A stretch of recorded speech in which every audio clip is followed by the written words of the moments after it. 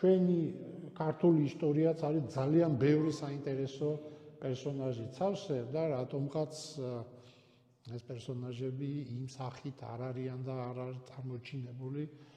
მე ვისურვებდი უფრო სწორად, რომ უფრო ცნობილები იყვნენ. როგორც პოზიტიურები, ასე ნეგატიურები. ხო, ნეგატიურებიც აუცილებლად უნდა ვასწავლოთ ჩვენებს. სამწუხაროდ ჩვენი ისტორიის წიგნი რო გადაშალო, მხოლოდ დადებითი და გმირობებია და გუში ჭყურუდი მე დავამაჩემი ზუსტად მაგ თემაზე.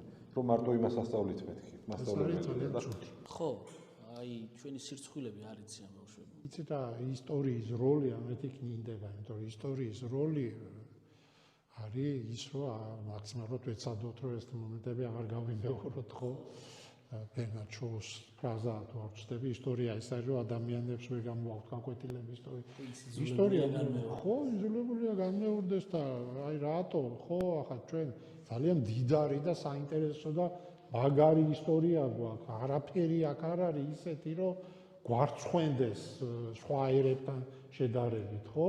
და თუ კი მაგალითად ჩვენ შეგვიძლია ვილაპარაკოთ ერთ ნაწილზე ამა თუ იმ მეფის რაოდენ მამაცი იყო და ქველი იყო და ჭკვიანი იყო, მოდი ის მეორე მომენტიც ვთქვათ იქვე რა, რომ ახლა ეს მართლა ეს არ არის, რა ქვია, ეპიკური ფენტეზის ჟანრი, ხო? აქ ხო. მარტო ეს ხო არ არის, რომ იმაზე რა ქვია, ქაღალდზე დახატული პერსონაჟი, პლაკატი ხო არ არის ის ქანდაკება, ხო, დავესესხები კიდე ერთ ძალიან ჭკვიან და პატივსაცემ ადამიანს. ყველა კუთხიდან უნდა შეხედო იმ პიროვნების როლი თუ გინდა გაიგო. ამით ის არ მცირდება არაფრით, ხო?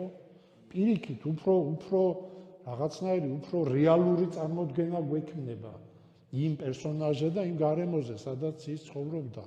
თუ ვინმე რაღაცას აფუჭებდა პარალელურად იმის აფუჭებდა რა წყალებში, ხო? რატო უნდა ვიცოდეთ ამის თაობას?